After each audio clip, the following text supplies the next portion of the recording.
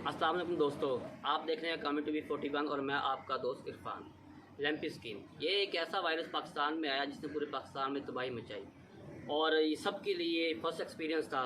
तो जिसने वैक्सीन की और जिसने वैक्सीन नहीं भी की, हर जगह ये बीमारी है। कोई एक जगह भी इस बीमारी ने नहीं छोड़ी, कोई एक क्या कहने कि ज़िम्मेदार कोई घर नहीं छोड़ा जिसमें जानवर रखे हो जहाँ ये बीमारी ना आई हो। वैक्सीन करने वालों की तरफ भी ये बीमारी है और जिन्होंने वैक्सीन नहीं भी की उनकी तरफ भी ये बीमारी है, बस शिद्दत में थोड़ी सी कमी और ज़्यादती हुई है। तो जिस तरह मेरे भी फार्म पे ये बीमारी आई तो मैंने भी वैक्सीन की हुई थी, लेकिन मेरे वैक्सीन करने के 5वें दिन बाद ये फार्म पे बीमारी आ चुकी थी।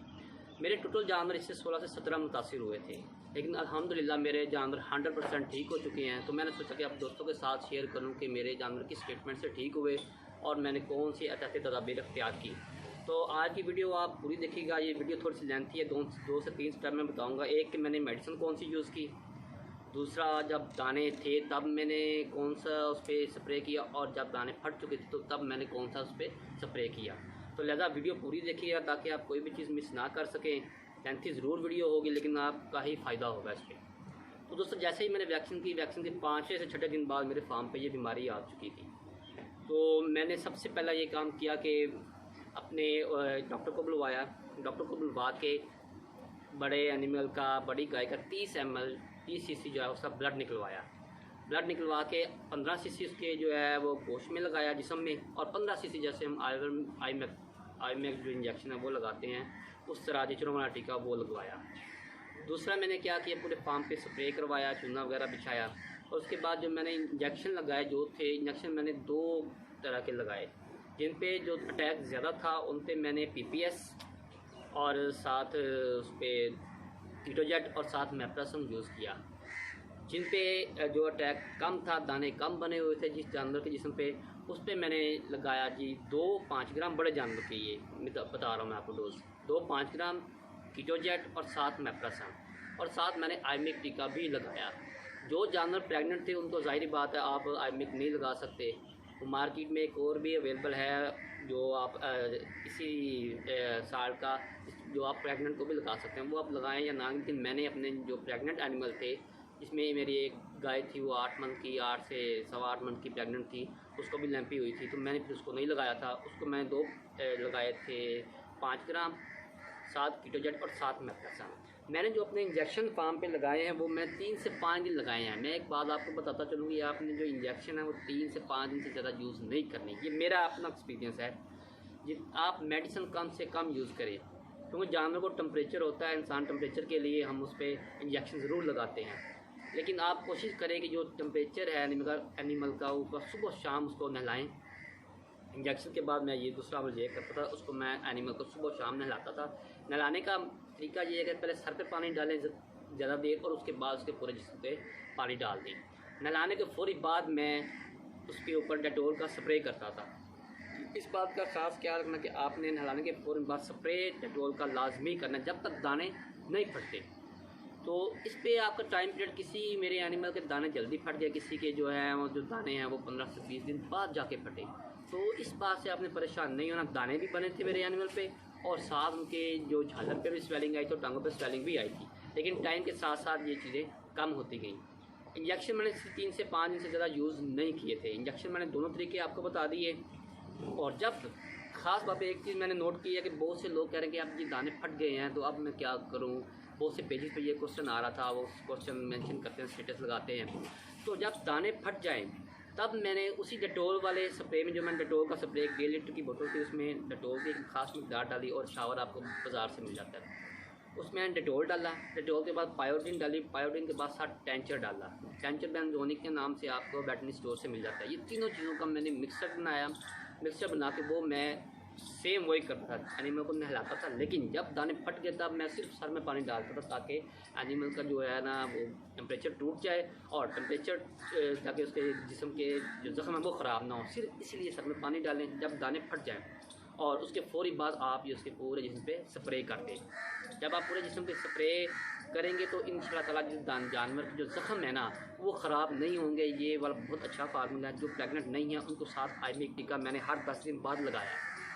हर 10 दिन बाद मैंने आईमेक टीका लगाया, और जो प्रेग्नेंट थे उनको मैंने टीका तो नहीं लगाया, लेकिन मैं स्प्रे उस पर लाजमी करता रहा। मेरे जो मैं साथ एंड पे आपको वीडियो भी अटैच करूँगा कि मेरे जो एक हाइपर थी वो तकरीबन 8 से 9 माह की थी और उसके जिस्म पे कोई एक ऐसी जगह नहीं थी जहाँ पे दाना ना हो, लेकिन अल्हम्दुलिल्लाह वो 100% वो भी ठीक हो चुकी है। एंड पे मैंने इसकी वीडियो भी साथ मेंशन की है, एक और की वीडियो भी साथ मैं मेंशन कर रहा हूँ जो 8 से 8.5 मंथ की प्रेगनेंट थी। जो मैं आपको इंजेक्शन बता रहा हूँ ये प्रेगनेंसी में भी लग सकते हैं और साथ जो आपने जो केयर है डेटॉल स्प्रे की वो आपने लाजमी करनी है। एनिमल के इंजेक्शन कम से कम दिन लगाएं और जो असल जो टेम्परेचर तोड़ने का तरीका वो यही है कि आप पानी सर में पानी डाल के उसको टेम्परेचर तोड़ें ताकि एनिमल अपना जो है खाने पीना वो कम वो ना छोड़े। मेरे फार्म पे किसी भी एनिमल ने खाना पीना नहीं छोड़ा था। मेरे फार्म पे सब एनिमल ने खाना पीना कम ज़रूर किया था लेकिन छोड़ा नहीं था। इस वजह से मैंने जो है उनको जो उनकी मिक़दार थी कि इंजेक्शन की वो 3 से 5 दिन ही मैंने लगाए, इससे ज़्यादा इसी वजह से मैंने नहीं लगाए क्योंकि एनिमल के वैसे अगर बीमार हो ना हो हम जितने ज़्यादा इंजेक्शन लगाएंगे 15-20 दिन इंजेक्शन लगाएंगे तो आपका जो एनिमल है वो वैसे ही एक्सपायर हो जाएगा, उसका जिगर वैसे ही ख़त्म हो जाएगा। तो लिहाजा इस बात का ख़ास ख्याल रखें। एनिमल की जो खुराक है उसको मेंटेन रखें। जो एनिमल खाना पीना कम कर जाते हैं उसके लिए कि वनडे की मिक़दार बढ़ाएं और साथ जब टेम्परेचर ना हो तो कोई उसको जो है इंजेक्शन भी लगाएं ताकत के लिए। लेकिन मैंने ताकत के लिए इंजेक्शन नहीं लगाया तो मुझे ज़रूरत नहीं पड़ी। मैं आपको बताता चलूँ कि मेरे फार्म पे बीमारी जो आई थी वो वैक्सीन करने के बाद आई थी और बहुत से एनिमल मेरे ज़्यादा सीरियस जो हैं वो उस पर मुतासर इससे हुए थे। तो अब आगे एंड पे बताता हूँ कि वैक्सीन करने का फ़ायदा क्या हो मुझे। मेरे वैक्सीन की मेरे एनिमल सारे अल्हम्दुलिल्लाह ठीक हो चुके थे। कुछ 2-3 एनिमल रहते थे तो मेरे एक न्यू डिलीवरी हुई काऊ की, उसके 7 मंथ की जो हाइपर थी उसको भी लंपी हो गई।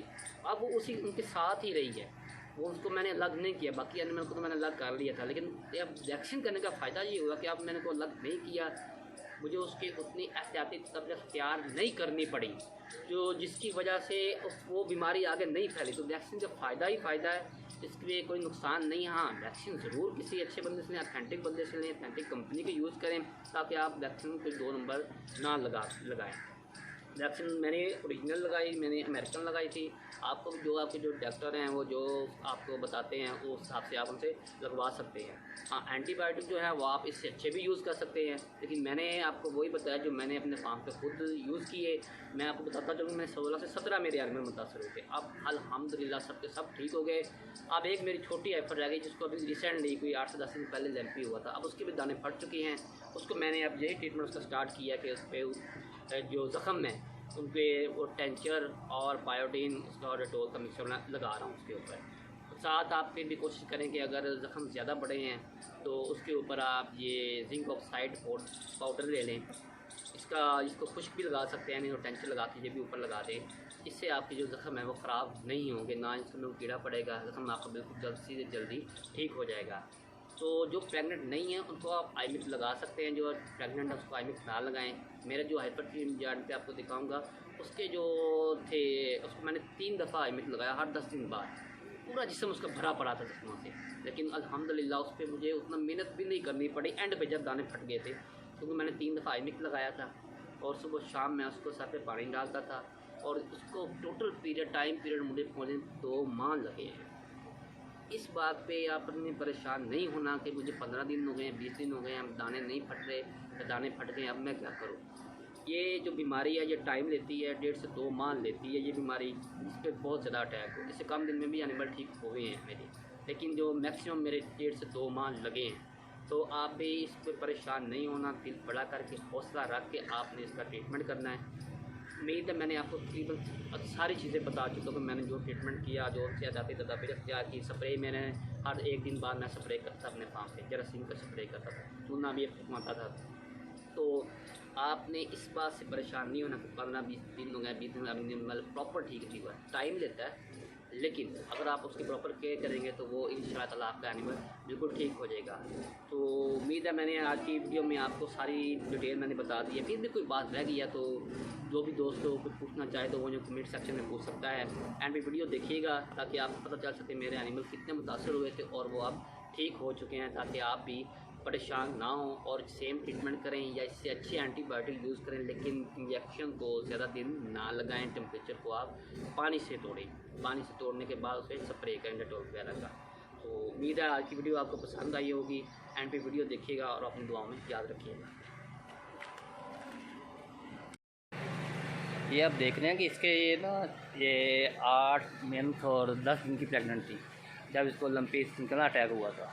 ये आप गर्दन पर निशान देख रहे होंगे, ये ख़त्म हो चुके हैं, सिर्फ निशान रह गए हैं इसके। तो जो लोग ये सोच रहे थे ना कि उनके लिए मैंने ये ख़ास तौर पे इस गाँव को टारगेट किया, जो कह रहे थे कि जी हमारी जो गाय है वो गब्बन है, जो प्रेगनेंट है जी, उसके लिए अब क्या करें। तो ये इसकी अब कैल्विंग हो गई है, तो ये देख लें, ये अब सिर्फ निशान रह गए हैं, बाकी इसके जो था कुछ भी नहीं है, कोई स्वेलिंग नहीं, कोई कुछ नहीं है। तो ये उनके लिए है कि जो लोग यही कह रहे थे कि ये जी प्रेगनेंट के लिए कौन से इंजेक्शन सेम ही है, बस आपने केयर करनी है।